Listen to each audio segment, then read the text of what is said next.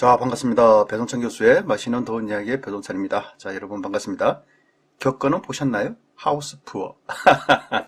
그래요. 참 이제 앞으로가 걱정이 될 것 같은데요. 2006년도를 생각한다면 집값이 많이 상승하였죠. 집값 상승이 뭐 장난 아니었다라고 말씀드릴 수 있을 것 같은데요. 이를 한번 그래프로 한번 알아보죠. 다음 화면에 나오죠. 요 시기가 2003년도 10월 달부터 2007년도 12월 달까지니까 노무현 정부 때였죠. 딱 봐도 집값 상승 그래프가 우상향이다라고 말씀을 드릴 수가 있겠죠. 특히 2004년도 하반기부터 해서 2006년도 하반기까지 정말 집값이 아파트 가격이 정말 상승을 많이 하였습니다. 아마 실제 아파트 가격을 놓고 분석을 한다면 정말 깜짝 놀랄 만큼 상승하였다라고 말씀을 드릴 수가 있다는 겁니다. 물론 이 사이에 다주택자 양도소득세 중과세, 유명한 대책이죠. 831 대책, 다주택자 양도세 중과세, 종합부동산세 가구별 합산, 정말 초강력 부동산 대책이 나왔죠. 그래도 올랐어요. 그런데 오른 시기가 한 1, 2년 더 갔다라고 이렇게 봐야 되겠죠. 아무튼 이 구간에서 정말 많이 올랐다라고 말씀드릴 수 있을 것 같고요. 그런데 어떻게 보면 이 그래프만 본다면 얼마나 올랐는지 잘 표시가 안 나. 그냥 많이 올랐다라고 생각하는데, 그래서 실제 사례로 아파트 가격, 매매 가격을 놓고 한번 설명을 한번 해드리죠. 분당 정자동에 있는 모 아파트인데요.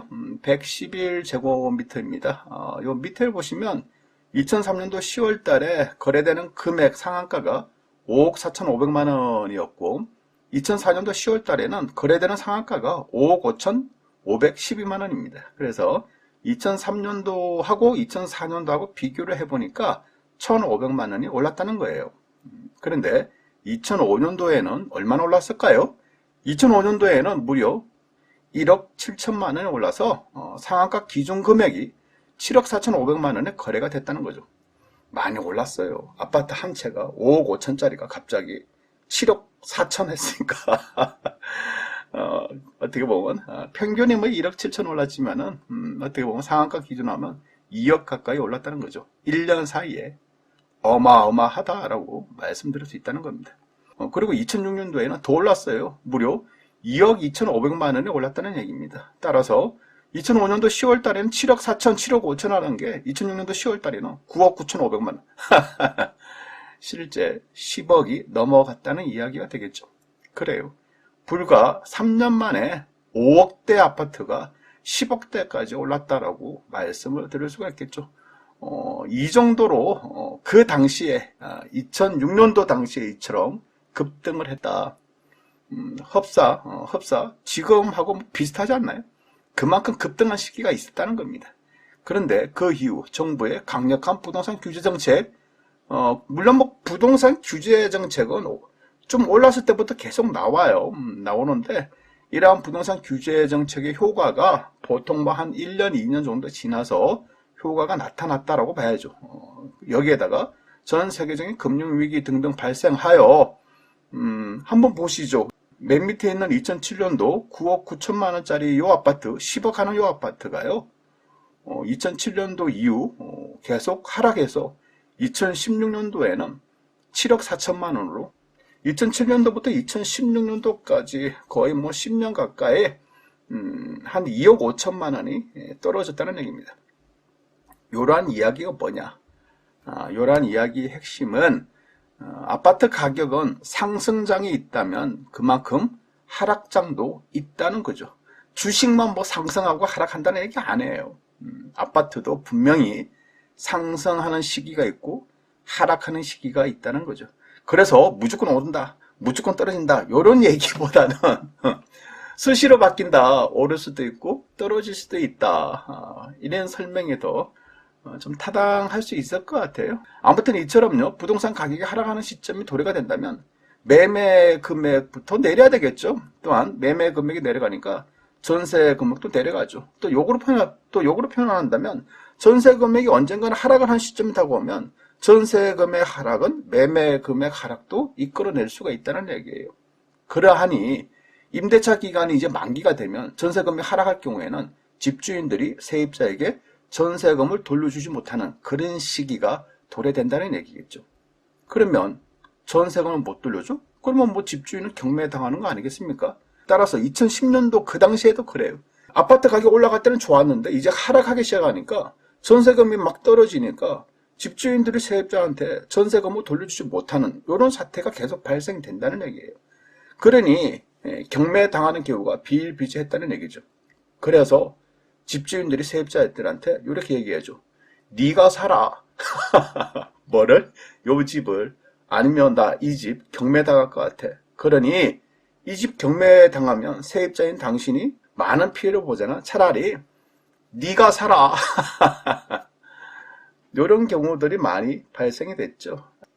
그런데 세입자가 못 사겠다라고 하면 결국 경매를 당하는 이런 경우가 많이 있었다는 거예요. 따라서 요 당시에는 역전세니 심지어 뭐 정부가 세입자한테 돌려줄 전세금을 집주인한테도 빌려주지 않았습니까? 그런 시대가 있다는 거예요.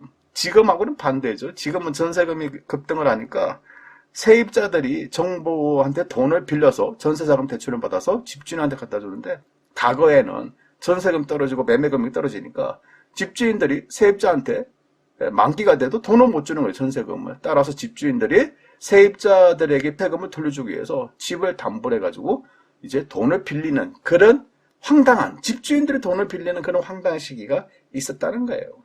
아무튼 그러한 시기가 바로 하우스 푸어 시대라는 거죠.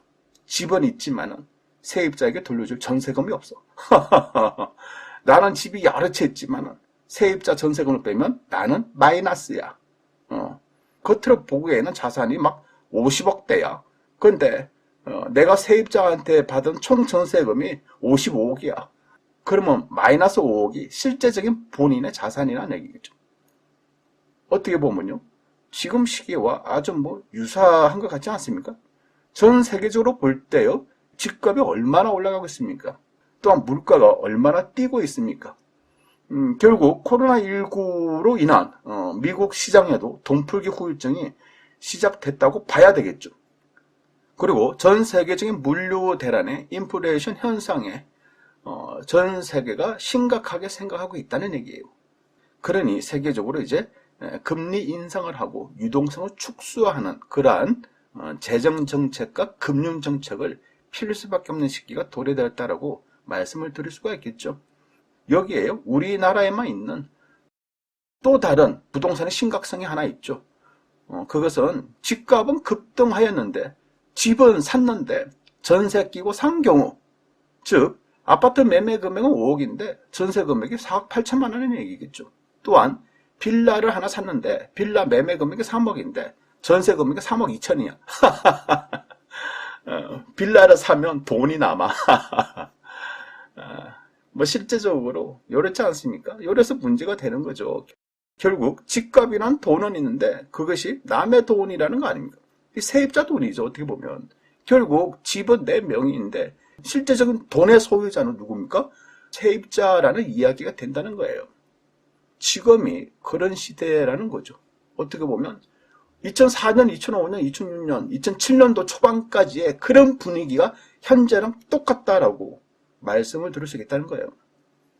그러니 지금까지는 괜찮았다 하더라도 뭐 하우스 푸어? 아니 지금 시대에 무슨 하우스 푸어 단어를 꺼내고 그래? 라고 생각하시는 분도 계실 거예요. 뭐 영끌, 비투, 무조건 집사, 일단 집사 이런 시대에 하우스 푸어 같은 말을 하고 있네. 이렇게 말씀을 하시겠죠. 왜냐하면 전세 끼고 집을 사면 전세금 올라서 좋았고 집값 올라서 좋았다는 얘기지 않습니까? 이런 시대에 하우스 푸어라는 단어는 맞지가 않다라고 이렇게 생각하시는 분도 많이 계실 거라는 얘기죠. 하지만 지금까지는 그러했죠. 인정합니다. 지금까지는 그러했어요. 이러했죠. 집 사는 시기였죠. 그러나 앞으로가 문제고 앞으로 조심해야 된다는 얘기가 아닐까요? 앞서 말씀드린 것처럼요, 미국의 테이퍼링과 2022년도 예고된 미국의 기준금리 인상, 또한 미국과 우리나라의 금리 인상에 따른 유동성 위축 불씨도 불안불안하다는 얘기예요. 따라서 이러한 영향으로 금융시장의 변동성이 증가되고 있다는 얘기입니다. 무엇보다 국내 부동산으로 볼 때 연일 오르는 시장 금리, 대출 금리, 연끝 비투 대출자들 속 탄다. 뭐 솔직히 말해서 속 타지 않습니까? 은행 대출이자 그거 뭐 얼마나 된다고, 아파트 금액만 올라가면 돼 라고 생각하겠지만은 아파트 금액이 안 올라가고 전세 금액이 떨어진다면 대출이자도 부담으로 다가온다는 얘기입니다. 거기다가 11월 달 내년 초에 금리 인상, 내년 또 하반기에 금리 인상, 이런 식으로 금리 인상이 된다면 속 타죠. 여기에요. 매매 금액과 전세 금액이 하락한다면 다주택자들은 떨어지는 전세금을 감당하지 못하는 그런 시대가 또다시 돌아올 수 있다는 얘기겠죠. 또한 이런 기미는 벌써부터 나타나고 있다는 얘기입니다. 경매로 떼인 전세보증금 6년간 무려 4,614억이나 되고요. 깡통 전세 주의를 해야 된다는 얘기고요. 갭투기꾼, 집주인으로부터 전세보증금 돌려받지 못한 피해자가 속출하고 있다는 얘기고요. 빌라왕, 갭투기로 주택도시보증공사는 골병을 한다. 거기에 대한 피해는 오로지 세입자들 또는 주택도시보증공사가 떠안게 되는 거죠. 그래서 문제가 심각하다라고 말씀드릴 수가 있겠죠. 이제 실제적으로는요, 부동산 시장에 이런 사태가 발생되고 있다는 거예요. 여기에 실제적으로 추가 금리 인상에 미국발 금리 인상까지 가해진다면 전세 가격 하락하는 시점도 서서히 다가오고 있다라고 말씀을 드릴 수 있을 것 같아요. 그때는 말 그대로 하우스 푸어 시대가 또다시 도래했다라고 언론 기사들이 또 나오겠죠. 다주택자 입장에서는 이제 하우스 푸어가 남 이야기가 아니다라는 말이 나올 때도 서서히 되어가고 있는 것 같아요. 그러니 앞으로는요, 무량 갭 투자는 하우스 푸어의 지름길이다. 갭 투자 이제 조심하세요. 이상까지 배종찬 교수의 맛있는 도움 이야기였습니다. 감사합니다.